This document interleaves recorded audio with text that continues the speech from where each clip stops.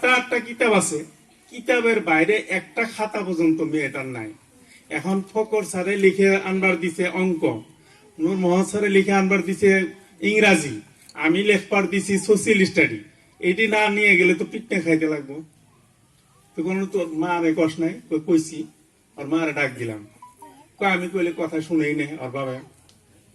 আপনি যে কইলেন যে কথা মেয়ে শুনে না, মেয়েটারে কেন পিঠনে খাওয়াইলেন? দুষ্টা মেয়ের ওর বাবা কই, ডাক দেন, মাছ মারতেছে, ওর বাবার ওটাকে নিয়ে এলাম।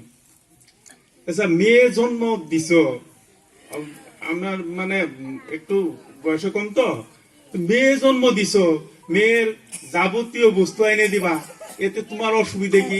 এই মেয়েটা যে 11 দিন ধরে স্কুলে জানে, কয়দিন খবর নিছ তুমি? তাহলে চিন্তা করে দেখেন দোষটা কার আছে ওখানে? মেয়ে বোনের দোষ আছে, গার্জিয়ানের দোষ না। গতিকে আমগরে এই যে স্কুলে ছেলে মেয়ে যে যায় না, এর জন্য তৎপর হইতে লাগবো গার্জেন।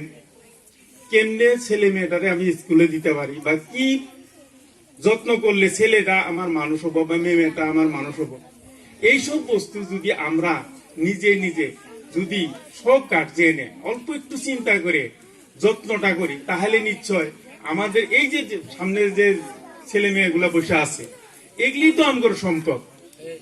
এই সম্পদ গুলারে যদি আমরা মানুষ বানাতে পারি, মানে কোয়ালিটি এডুকেশন যাকে বলে, এই যে আমাদের মাধ্যম থেকে এই ছেলে মেয়েগুলোর ভিতর থেকে যে একজন এসপি না হবো, একজন ডিসি না হবো, তার কোনো গ্যারান্টি নাই। গতিকে এরপরে এসপি ডিসি বানাবার হলে কি ধরনের লেখাপড়া করার দরকার, এই বস্তুগুলা যদি মা, বিশেষ করে পিতৃগুলা বেশিরভাগ মানে কামে কাজে ব্যস্ত থাকে, ওনারা বাড়িতে থাকে না, কিন্তু মা গুলা সবসময় বাসায় থাকে। আর একটা মায়ের দায়িত্ব শিক্ষার ক্ষেত্রে 10টা শিক্ষকের থেকেও বেশি আমি ভাবি। কারণ মা গুলা যদি অল্প কম্পিটিটিভ মাইন্ডে হয়, অমুকের মেয়েটা ফার্স্ট ডিভিশন পাইছে, আমার মেয়েটারে আমি লেটার নিয়ে পাস করাবো, এটা যদি অল্প একটু চিন্তা রাখে, তাহলে নিশ্চয় স্টার নিয়েও পাস করাইতে পারবো। গতিকে আমাদের আরো অনেক বক্তারা আছে, আমি আশা করি যে এই যে যেখানে আজকে সবাই যেগুলা মাতৃ এখানে উপস্থিত হয়েছেন, কোর্ট জুড়ে অনুরোধ করি আপনারা একটু সজাগ হন।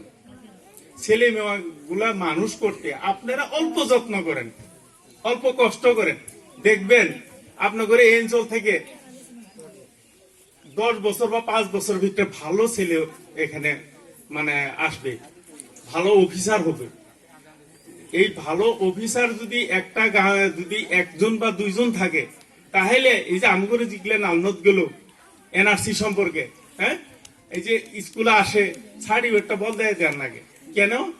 যে নাম আছে খাতুন, দিয়ে দিচ্ছি বেগম, এনআরসি খাতুন আছে, স্কুলে আছে বেগম, গতিকে এটা চেঞ্জ করে এন্ড হেডমাস্টার জেল খাটুক, কোনো কথা নাই, ওগুলোর নাম শুদ্ধ, তার মানে সার্টিফিকেট থাকা সত্ত্বেও এনআরসির মধ্যে ওই যে জ্যাঠাই কইছে অমুক নাম।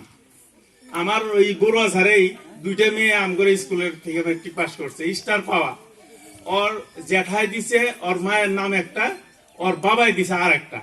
আমি বলি তোর মা 2টে নাকি? কল না, একজনই। তাইলে এখন চিন্তা করেন আমগরে মানুষগুলো কত অনভিজ্ঞ।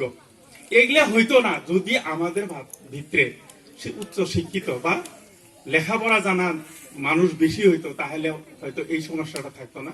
যাই হোক, সবার কাছে আমি অনুরোধ, যাতে বিশেষ করে আমাদের এখানে উপস্থিত হওয়া মাতৃগুলা যদি একটু তৎপর হন শিক্ষার ক্ষেত্রে, তাহলে নিশ্চয় আমরা যেগুলো মানে আঁচনি হাতত নিয়েছি, এই আঁচনিগুলো আমরা সম্পূর্ণ কর পাবো। আর এখানে কয়ে আমার বক্তব্য এখানে শেষ করছি। খুদা হাফেজ।